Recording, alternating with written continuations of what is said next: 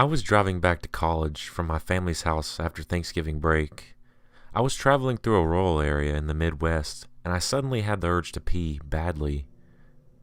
I was reading all the road signs I came across to see if there was any nearby town that I could stop at to find a gas station or something to use the restrooms. Unfortunately, the nearest town was 30-ish miles away, and I had to pee so bad it was unbearable. I finally made the decision to get off at an exit that I found, even though they don't lead to any towns. Shortly after I pulled off the next exit, I came across a gravel road. I thought this was perfect because I didn't want to get in trouble for exposing myself in front of anybody. It was a very private road. Just so you guys are aware, I'm a female, and it is very difficult for females to pee on the side of the road. I thought the best course of action would be to take my empty McDonald's cup and pee into that. I did just that inside of my car, just in case anyone drove down the lonely road. I had finished my business and dumped the cup. I didn't litter, I only dumped the contents into the grass on the side of the road. I was starting my car and getting ready to turn my car around back the way I came when I saw a bright red car speeding down the road I was on. It startled me, but they drove right on past. I thought to myself, it must be the locals out messing around or something. I started to drive off and saw a dingy red rusted pickup truck coming down the road after the car. They too drove past me. As they passed though, I saw two male passengers who were staring straight at me. This freaked me out, but I told myself all the more reason to get a move on. I still kept my eye on the pickup truck though, and I saw them turning around and coming straight at me. This freaked me out so much, I decided that the best course of action would be to drive in their direction, continuing on the gravel road, as opposed to turning around and giving them the opportunity to chase after me. I drove right by them again and saw that they were grinning at me. I was so scared, I hit the gas, which on a gravel road doesn't do much good. I finally got a grip on the road and headed along the gravel road. I looked in my rearview mirror and they were following me again. I was freaked out. My hands were shaking and my foot was flooring the accelerator, and I reached for my phone. Now, I'm not the person to call 911 in just any situation. In fact, I was just scared to call 911 because I was afraid I was just being paranoid. But as I looked in my rearview mirror again, I saw them grinning at me. I called the police. When I called the police, the operator picked up and I explained to her what was happening. During the phone call, the men in the pickup truck were so close that I could see their front tires. I was sliding all around the gravel road, trying to stay on the phone with the operator. She was giving me directions to the nearest town several miles away. They followed me the entire way there, all the way until I reached the police station. I saw them turn around very quickly because they knew I was out of their reach. I definitely learned my lesson from this, and I think from now on I'll stick to peeing in public restrooms.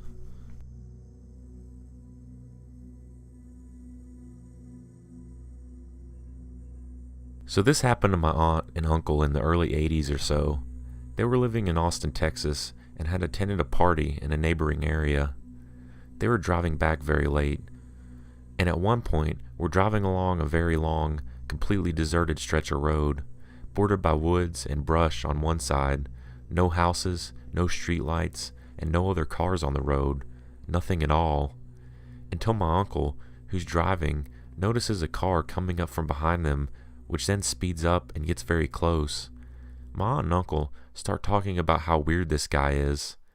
They could see it's just one man driving, since there was no reason to tailgate on an empty road in the middle of the night. Then the guy speeds up even more and pulls up alongside them in the other lane. He starts yelling at them to pull over and flashing what looks like a police badge. My uncle starts to slow down and to pull over, but my aunt absolutely freaks out and tells him not to. She is really creeped out that this guy, who is driving the car that has no police markings and no flashing lights, pulled up to them out of nowhere and is now trying to get them to pull over just by flashing a badge. While they argue about whether to pull over or not, the man in the other car is getting more and more angry, yelling at them to pull over, beeping his horn and flashing the badge, saying he's the police. My aunt starts crying, and my uncle says fine, if this guy's really a cop and they need to stop for him, It will be when they reach the next populated area/business, which will be a while. But they reason that if he was really a cop, he would have understood their point of view. My aunt and uncle keep wavering between worried this guy is out of his mind and worried it's a real cop and they're going to be in trouble for not pulling over when told. Finally, they see a gas station up ahead and plan to stop there. As soon as they pull into the gas station, the alleged cop speeds off, never to be seen again. They didn't think to try to get his license plate number at the time and were just creeped out. They drove the rest of the way home without incident. But oh no, the story doesn't end there. It gets much worse. A few months later, on the exact same stretch of road, a man is rescued and he tells a horrifying story which is then big news in Austin. A fake cop flashing a badge, beeping his horn, etc. had gotten this man who was driving at night with his girlfriend on that very same road to pull over. Once pulled over, the fake cop forced the man and his girlfriend out of the car by gunpoint. My aunt refused to read too much about the story back then because she was so freaked out, and my uncle doesn't remember anything in detail. He takes them into the woods on the side of the road. He ties the man and his girlfriend to separate trees facing each other, and then does horrible things to both, ultimately killing the woman, while the other is forced to watch just a few feet away. I'm not sure how the man ended up eventually getting rescued, but it was long after the fake cop was gone. Either someone must have found the man tied there, or he finally got loose and found help. They never caught the fake cop/murderer. That could have been my aunt and uncle if they had pulled over their car that night, like my uncle wanted to and started to do.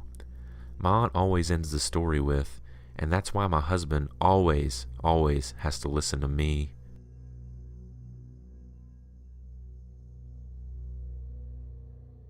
About 3 weeks ago, my mom told my brother and I this story that straight up gave us the creeps. Sally is a lifelong family friend. Sally would frequently visit her family and friends in Oklahoma. We live in a small town in southern Ontario, Canada. She would drive a straight 20 hours overnight to get from our town to another small town. She did this simply to save money and obviously wanted to arrive as soon as she could. About 30 years ago, she decided to head south on a visit. No big deal, she's done this a few times before. So she packs up and heads out. At some point, about driving 14 to 15 hours, she started to get pretty tired. Being as it was probably in the 80s, it was a little safer. She decided that she would stop at a rest stop. It was more of a traveler's stop, my mom said, to sleep for a little bit and to resume her driving first thing in the AM. She parks in a very lit, busy rest stop. She parks right by the lights and felt at ease because there were abundance of travelers stopping and going. She gets out for a bathroom break and comes back and settles in her car. About then, an RV pulls up beside her and an elderly couple gets out. The man asks her about coming from Canada. They strike up a little conversation, nothing odd. The couple talk to Sally for a bit. They tell her that they're driving from the south and going north and just needed to have a sleep for the night.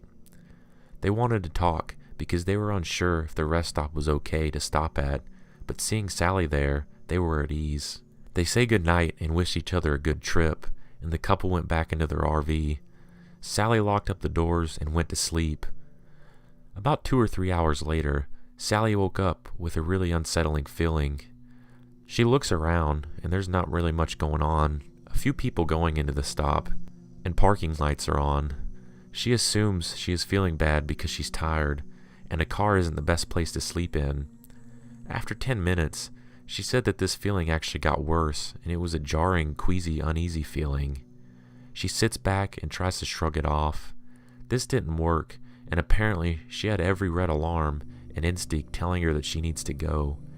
She panics and starts her car and peels off. She doesn't care where, she just knew she had to get away from there. So about 20 miles down the road, she finds a motel and gas station. She decides to see if she could get a room for what little money she had. She converses with the person in charge, and he cuts her a deal, as he doesn't want a young woman driving alone at night. She gets a key, pops in her hotel room, and sleeps for the night with no issues at all. Around 9 a.m., she wakes up, showers, and changes clothes, and decides to relax for a few. She turns on the TV, and what is on actually gave me chills. There was a breaking news story about an elderly couple in the middle of the night.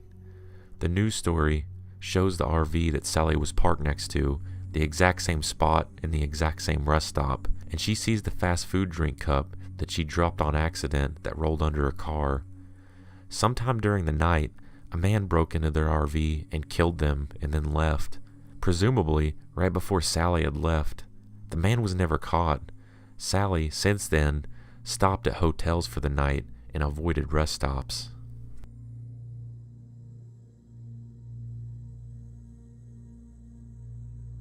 This occurred probably about a year ago. Some of you may not think it's very creepy, but it creeped me out and still makes me nervous at night. I was driving to pick up my children from my parents after a closing shift at work. It's about 10:30ish at night on a Tuesday, and I work about a 30-minute drive away.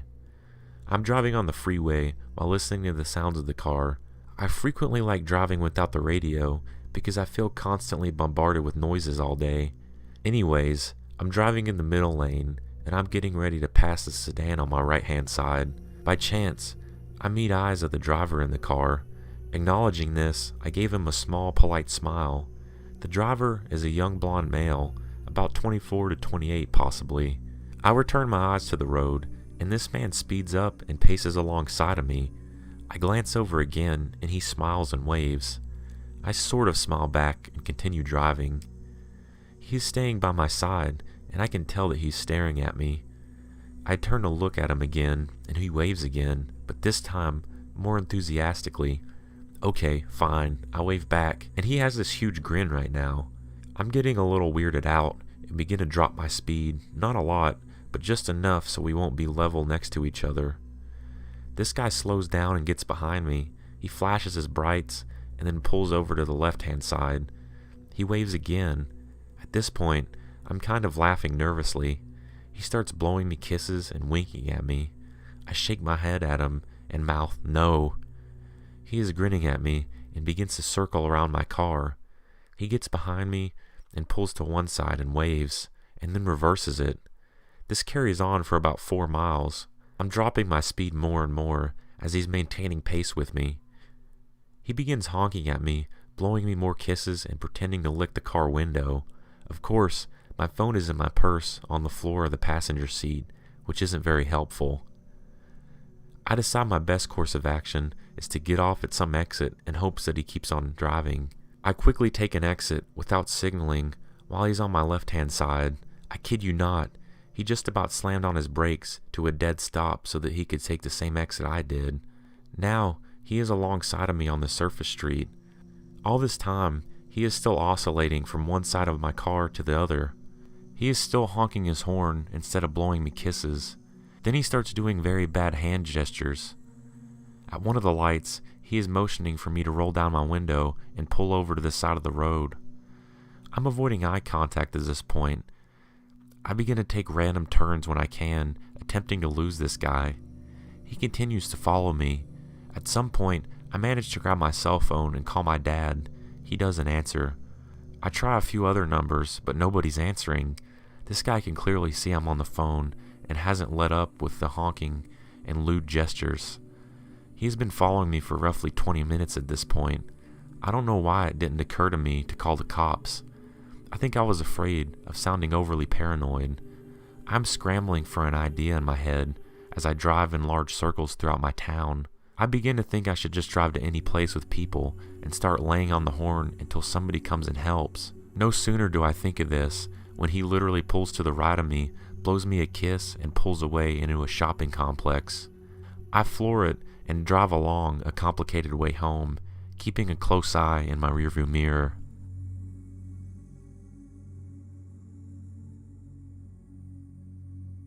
Hey everyone, hope you enjoyed the video. I try to make it a little longer than the last one. If you guys watched the video, or my last video that I posted maybe like 2 weeks ago, you'll know that I've been out of town on a trip back to my hometown for a little bit. And I know if you listened to it, you heard me talk about me vlogging while I'm on the trip. And I did vlog. I have plenty of footage. I have one video up right now. And I hope to get a second vlog up by the time this video gets posted. I have about, I would say, like 3 or 4 vlogs from the trip on my second channel. Yeah, like I said, in the most recent video, I wanted to get them posted while I was out of town, but I really didn't get to because I was just kind of busy, on the run, didn't have time to edit.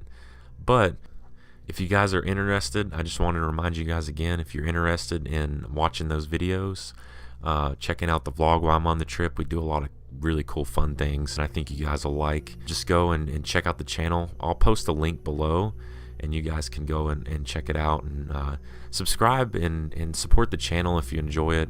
I know most of you people come here for horror narrations, but I love doing the horror narrations. I also really like vlogging. I like getting out, doing fun outdoor things, whether it's fishing or hiking or going to creepy haunted places, and I like vlogging it, and I want to get more into growing that channel. So if you guys would be so kind, be sure to check that channel out. I know there's not a whole lot of content on it right now, but I really hope to grow that within the next year or so. So yeah, go check it out. Like I said, I'll post the link in the comments below and also in the description of the video. If not, I totally understand. I know you guys are here for horror videos. That's what you guys want. But I just figured I'd let y'all know that, just in case you're interested. But yeah, I hope to get some more videos out soon, and I just want to thank you guys for liking and subscribing to this channel and supporting me. I think I'm nearing 14,000 subscribers now, which is amazing. I never thought I'd get to this point. And hopefully keep on doing this for a while. I really enjoy making these videos. Like I said in past videos, I'd like to make more of them, but it's just a time crunch with juggling this and work. But I try to get a video out whenever I possibly can, because I really like providing content for you guys, and it seems like you guys like it, so that's pretty awesome. It's just a fun thing to do, and I want to thank everyone of my subscribers and everyone who watched my videos so much for supporting me. Like I said before, I know I'm probably repeating myself. Anyway, yeah, you guys stay tuned, and I'll have plenty more videos up soon. Thanks.